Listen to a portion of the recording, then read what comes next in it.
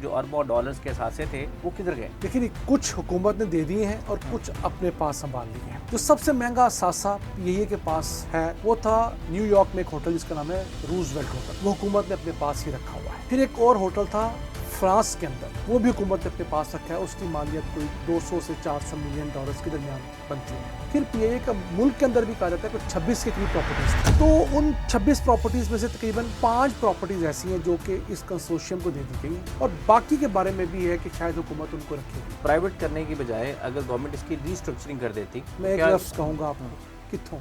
बिस्मिल्लाहिर्रहमानिर्रहीम, अस्सलाम वालेकुम। मैं हूं मसूद रज़ा और आप देख रहे हैं द न्यूज़ प्लेटर और मेरे साथ मौजूद हैं अब्दुर्रहमान साहब।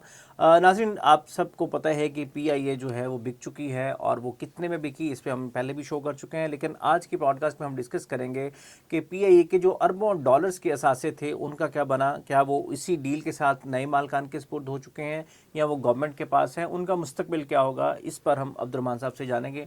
सर, क्या खबरें हैं आपके पास कि वो जो अरबों डॉलर्स के असासे थे वो किधर गए? देखिए, कुछ हुकूमत ने दे दिए हैं और कुछ अपने पास संभाल लिए हैं। जो सबसे महंगा असासा पीआईए के पास है रियल एस्टेट में वो था न्यूयॉर्क में एक होटल जिसका नाम है रूजवेल्ट होटल जी। 1 अरब डॉलर से 2 अरब डॉलर्स के दरमियान उसकी मालियत है। ठीक है। वो हुकूमत ने अपने पास ही रखा हुआ है। ठीक है। फिर एक और होटल था फ्रांस के अंदर, ठीक हमने है। लिया था पेरिस में, इसका नाम है स्क्राइब होटल। वो भी हुकूमत ने अपने पास रखा है। उसकी मालियत कोई 200 से 400 मिलियन डॉलर्स के दरमियान बनती है। ठीक है।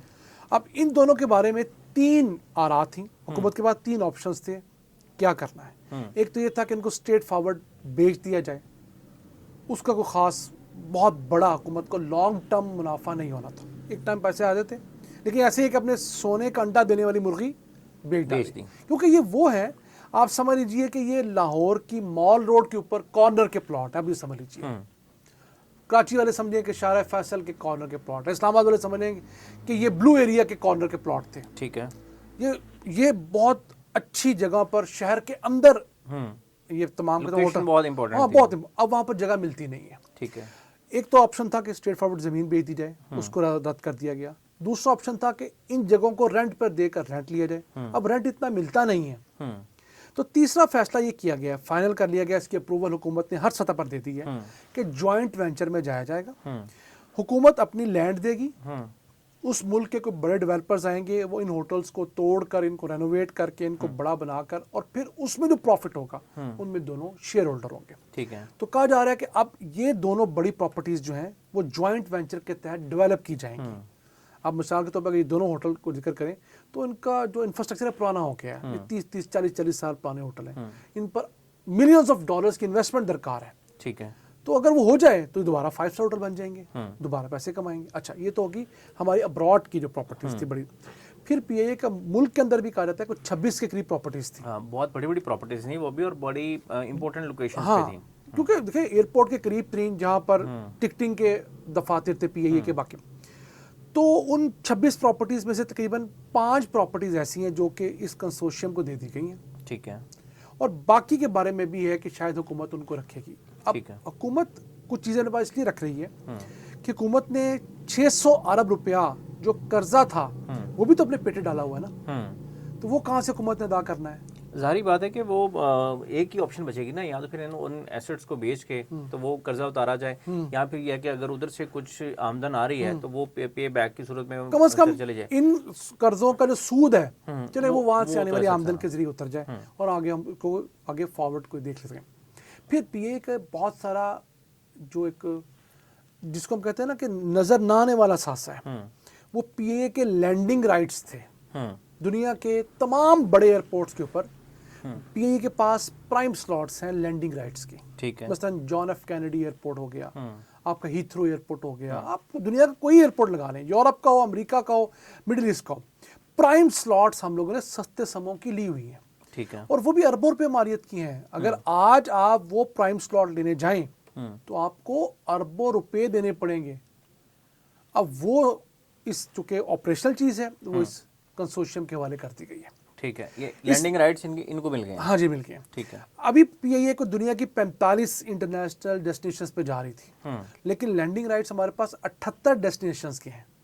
यानी कि दुनिया का कोई बड़ा मुल्क यानी कि हम जो हमारी कैपेसिटी थी उससे हम आधा चल रहे थे। ٹھیک ہے. لیکن دنیا کا کوئی بڑا ملک ایسا نہیں ہے, اہم ملک ایسا نہیں ہے جس کے اہم ایئرپورٹ کے اوپر لینڈنگ رائٹس نہ ہو. اس کے پی آئی اے کے پاس اور کم و بیش 90 سے زیادہ ممالک اور کے یہ ساتھ. میرا خیال ہے یہی سب سے بڑی اٹریکشن ہے نئی مینجمنٹ کے لیے کہ اگر یہ اس میں اپنے جہاز نئے ایڈ کر لیتے ہیں تو یہ اپنی جو کیپیسٹی بلڈنگ ہے وہ بڑی تیزی کے ساتھ کر سکتے ہیں. دیکھیے ہماری سلاٹ جو تھی لینڈنگ رائٹس کی ہم نے ٹرکش ایئر لائن کو دی ہوئی تھی چند ڈالرز کے لیے, ہم نے ایمریٹس کو دی ہوئی ہے. کہ ایسے ہی ہے نا کہ آپ ویگنوں کے اڈے پہ چلے جائیں تو جس ٹائم پہ آپ کی ویگن نکلنا تھا آپ کسی اور ویگن کو نکلنے دیں, اس سے جی 1-2 سواریوں کرایہ لے لیں. جو لوگ نیازی اڈے پہ سفر کرتے ہوں گے عید کے دن آپ کو دیکھتے ہوں گے, بالکل ایسے ہم نے بھی کوڑیوں کے بھاؤ وہ چیز دی ہوئی تھی. ٹھیک ہے. اب ہمیں اور ہمارے جو اپنے 2 سے 2.5 کروڑ مسافر ہے سال کا, ہمارا پاکستانی مسافر جو اس کو فائدہ ہو جائے گا. کیوں؟ آپ کو ڈائریکٹ فلائٹ سے ملیں گی یورپ کی, امریکہ کی, تو آپ کی پی اے بھی پروفیٹیبل ہوگی, لوگوں کو آنے جانے میں جو ہے پرابلم نہیں ہوگی. اور پھر جو وہاں سے فلائی کرنے کا ٹائم ہوگا وہ بڑا میٹر کرتا ہے. دیکھیے آپ اگر کبھی کراچی جائیں نا آپ, تو جو فلائٹ آپ کی دن میں جا رہی ہوتی ہے اس کا ریٹ زیادہ ہوتا ہے, دن میں جا رہی ہے. ہاں جو رات میں جا رہی ہے اس کا ریٹ کم ہوتا ہے کاروباری پوائنٹ آف ویو سے. ہاں تو کیونکہ آپ کو ہوتا ہے آپ نے صبح ارلی جانا ہے, مثال تو آپ لاہور سے نکلے صبح 7 بجے, آپ وہاں پہنچ گئے 8:30-9 بجے, آپ اپنے کام سمیٹے اور شام کو 6 بجے 7 بجے نکلے اور بس آپ 9 بجے لاہور پہنچ گئے. اس کے مقابلے میں وہ فلائٹ جو مثال کے طور پر 4 بجے یہاں سے چلے گی, اس میں گھریلو لوگ تو جا سکتے ہیں, کاروباری لوگ بڑے بزنس مین نہیں جا سکتے. ٹھیک ہے. اسی طرح انٹرنیشنل فلائٹس بھی دیکھا جاتا ہے کہ جن لوگوں نے وہاں سے ٹریول کرنا ہے وہ اپنی چھٹیوں کا حساب لگاتے ہیں کہ یار میری اتنی چھٹیاں ہیں, تو اگر 2 دن 3 دن کی چھٹیاں میری ٹریولنگ میں کھائی گئیں تو میرا تو نیٹ لاس ہو گیا, ٹرانزٹ چلے گی. تو پی اے کا بہت بڑا ساسا وہ بھی ہے.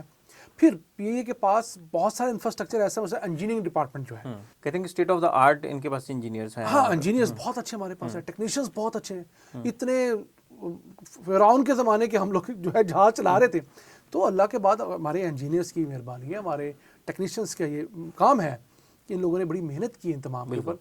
تو وہ چیزیں ہیں, اور یہ اس لیول کا ان کا انجینئرنگ ڈپارٹمنٹ ہے کہ پی اے ایف نے ان کے ساتھ کولیبریشن کیا ہوا ہے. پی اے کے ساتھ پاکستان ایئر فورس پی اے کے کولیبریشن چل رہی ہے. تو میں سمجھتا ہوں کہ جو ہم سے گزر گیا چلیں اسی پہ قناعت کریں. اب ہم نے جو بچایا ہے اس کو بہتر طریقے سے مینیج کریں, اور باقی جو حکومت کے پاس ابھی بھی 194-93 نقصان میں جانے والے ادارے ہیں, جس میں پاکستان ریلوے ہے, جس میں آپ کی بجلی کی تقسیم کار 10 بڑی کمپنی ہیں, نہیں آئی پی پی نہیں, تقسیم کار کمپنی ہیں, لیسکو, فیسکو, میپکو, یہ ساری کی ساری.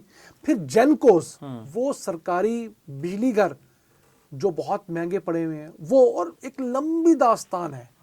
ان کو پرائیویٹائز کرنے کی ضرورت ہے تاکہ 850 ارب روپیہ جو ہر سال حکومت نقصان کر رہی ہے, ان اداروں کی وجہ سے نقصان ہوتا ہے, وہ نقصان نہ ہو, اور پاکستان کے اوپر جو مزید قرضوں کا بوجھ ہے وہ سلو ڈاؤن ہو جائے. سر ہم نے ایک دفعہ پہلے ویڈیو کی تھی, اس میں میں نے ایک تجویز دی تھی, اس ٹائم بھی ہماری یہ ڈبیٹ ہوئی تھی کہ ابھی بھی تو گورنمنٹ نے وہ سارا جو قرض ہے وہ اپنے کھاتے میں ڈالا ہے, تو اس کو پرائیویٹ کرنے کی بجائے اگر گورنمنٹ اس کی ریسٹرکچرنگ کر دیتی انڈر دا نیو مینجمنٹ تو گورنمنٹ ہی اس کو چلا لیتی. میں ایک لفظ کہوں گا آپ کو, کتوں جس ملک میں آپ کو وزیر خزانہ نہیں مل رہا چچ کا, اسٹیبلشمنٹ نے کوشش کر لی, حکومت نے, جس ملک میں آپ کو ایک اچھا وزیر اعظم نہیں مل رہا, آپ کہہ رہے ہیں کہ پی اے کا بورڈ, اس وقت آپ چلے جائیں, اس وقت جو پی اے کا بورڈ ہے آپ دیکھیں, آپ کو اس میں سے 3 معقول آدمی نہیں ملیں گے جن کا اس انڈسٹری سے باقاعدہ اچھا کوئی تعلق ہو.